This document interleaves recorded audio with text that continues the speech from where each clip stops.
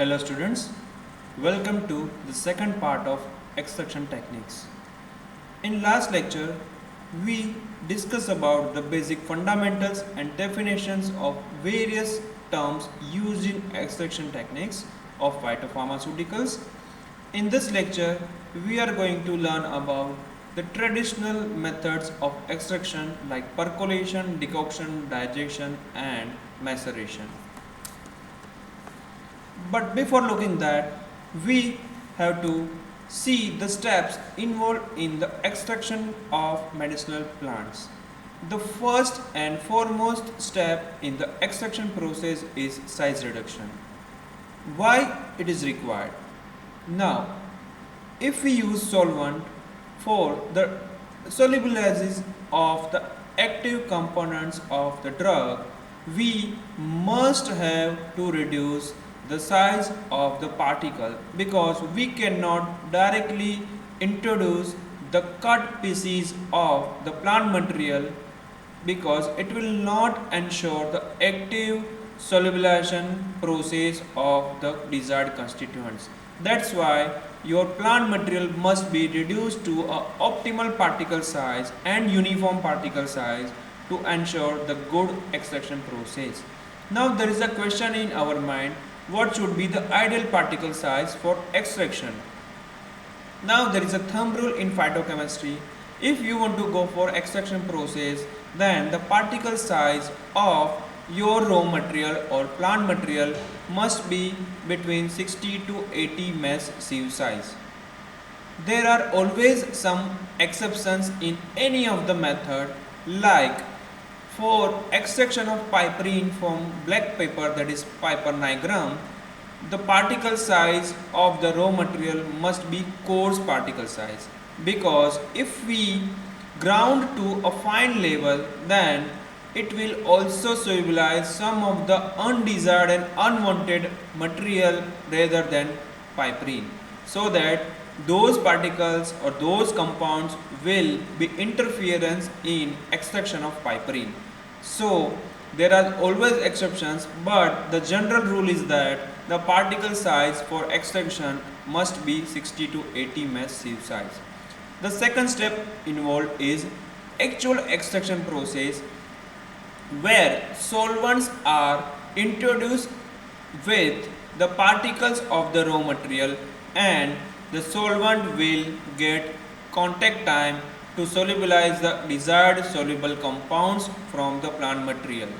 The time depends on the amount of the solvent and the amount of the active compounds present in the drug. The third step is filtration, where the unwanted and undissolved material of the plant material will be removed using filtration process. Filtration is carried out using suitable filter media like filter paper, different varieties of filter paper, muslin cloth as well as cotton cloth, or different filter media. The fourth step is concentration.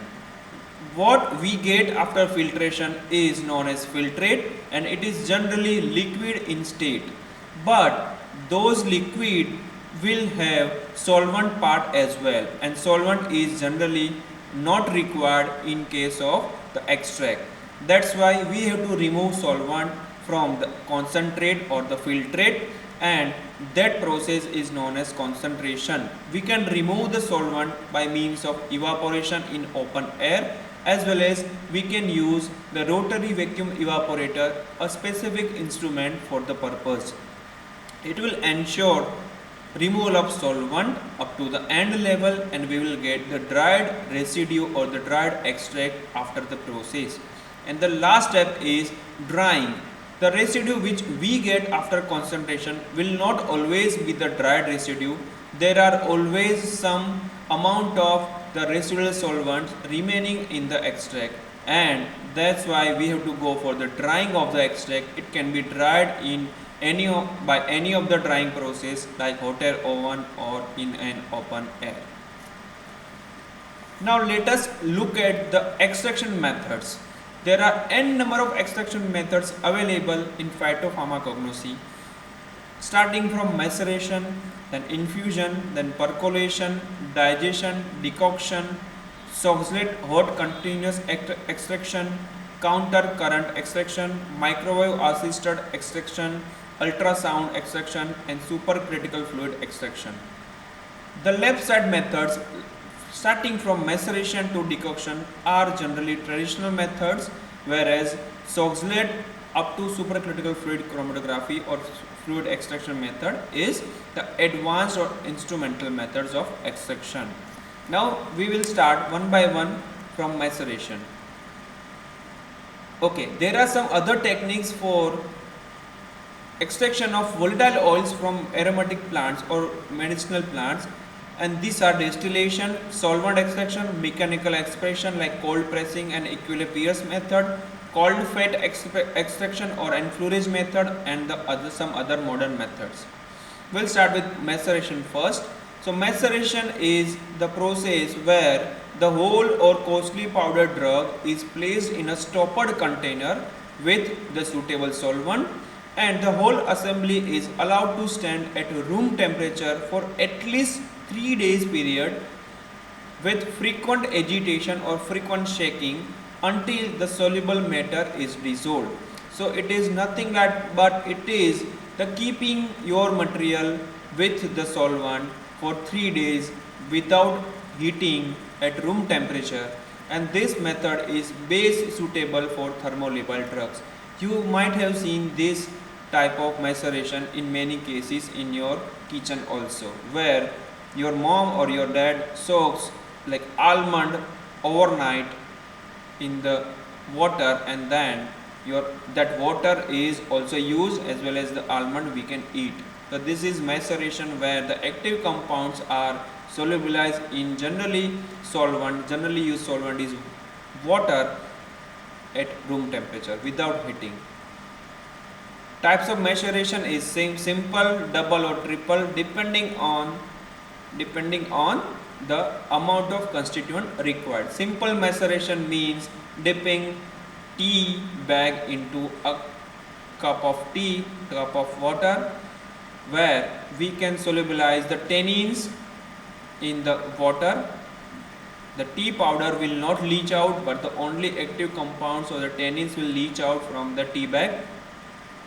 If we want more amount of tannins to be solubilized, what we can do, we can have the again full cup of plain water, and we can dip those exhausted tea bag again in the new cup, and we will have the double maceration. Sometimes triple maceration may be feasible depending on the active constituents amount in the drug.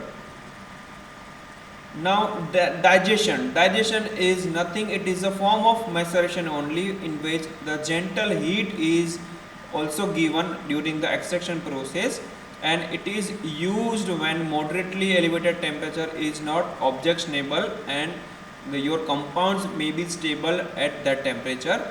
The solvent efficiency of the menstruum is hereby increased by applying temperature, and it is generally done with the water as a solvent, because the volatile solvent may get evaporated or organic solvent may get flame, because here temperature is used. If you can provide temperature by using those hot plates, then there is no problem, but if you provide flame, that you cannot use organic solvents. The next is infusion. Infusions are prepared by macerating the crude drug or the powder for a short period of time with cold or hot water or boiling water, and these are dilute solutions containing readily soluble constituents of the drugs. So generally we can have the gripe water, we can say that jeera water, and this is a kind of infusion where we soak jeera or cumin seeds overnight in the water in a glass bottle, and we drink that water. That is known as infusion, where you for a shorter period of time you allow your drug to macerate with water. Now there is a thumb rule in maceration that the amount of solvent is huge as compared to the drug. This is maceration. Now next is percolation.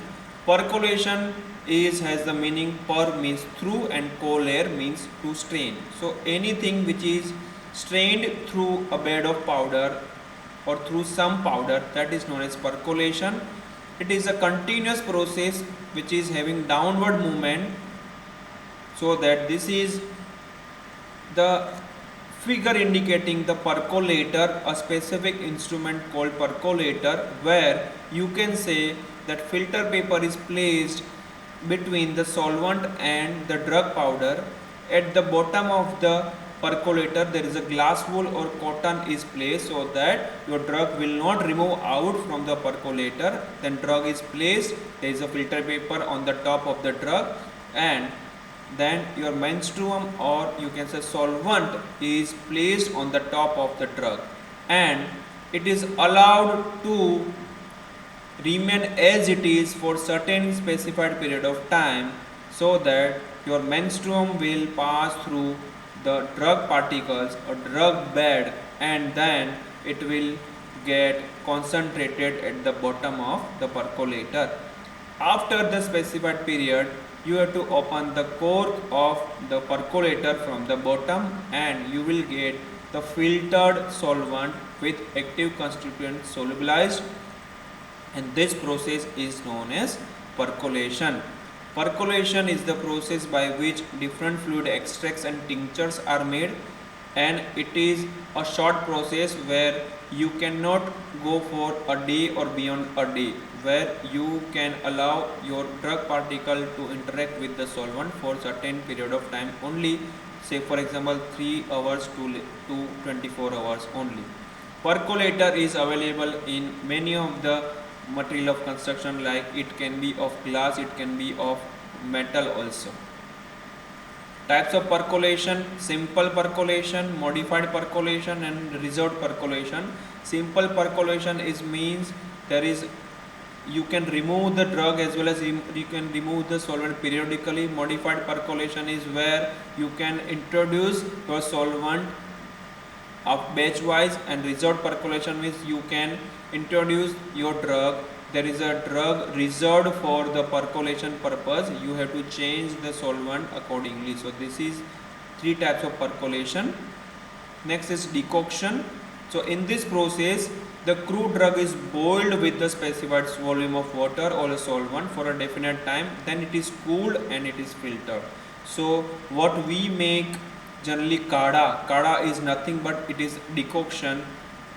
Nowadays kada is available in many of the market, many of the Ayurvedic stores. Many government or NGO agencies also provide kada for the protection from COVID-19, and that kada is nothing but it is a type of decoction where water is generally used as a solvent, and water is mixed with the definite quantity of the raw material or the crude drug powder mixture, and it is boiled for specified period of time. Then it is filtered, and then it is cooled, and then it is taken or consumed by the patient. Here the heat is applied or the solvent is boiled above 100 degrees Celsius, so that the compound must be thermostable, and this is specifically used for the purpose where the compounds are thermostable. So this is all about today's lecture. I hope you enjoyed the lecture. Thank you very much.